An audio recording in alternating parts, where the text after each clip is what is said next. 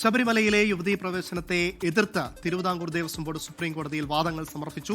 ശബരിമലയിൽ ലിംഗവിവേചനമില്ല, പ്രായപരിധിയിലുള്ള വിലക്ക് മാത്രമാണെന്നും തിരുവിതാംകൂർ ദേവസ്വം ബോർഡ് സുപ്രീം കോടതിയിൽ എഴുതി നൽകിയ കത്തിൽ വ്യക്തമാക്കി. സുപ്രീം കോടതിയിൽ എഴുതി നൽകിയ വാദത്തിലാണ് ശബരിമലയിലെ യുവതീ പ്രവേശനത്തെ തിരുവിതാംകൂർ ദേവസ്വം ബോർഡ് ശക്തമായി എതിർത്തിരിക്കുന്നത്.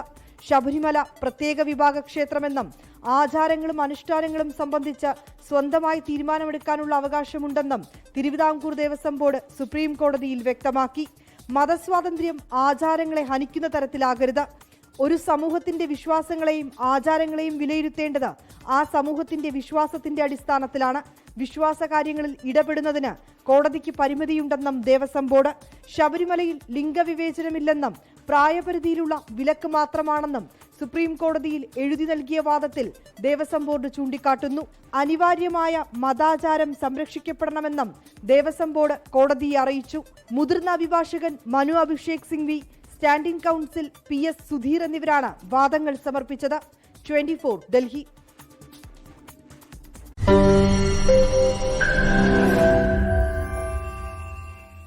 ലോകത്തെവിടെയായാലും ഏത് സമയത്തും 24 വാർത്തകളും ഓഗ്മെന്റഡ് റിയാലിറ്റി പാക്കേജുകളും എക്സ്പ്ലെയിനറുകളും വിശദമായി കാണാൻ ഞങ്ങളുടെ YouTube ചാനൽ നിങ്ങൾക്ക് സബ്സ്ക്രൈബ് ചെയ്യാം.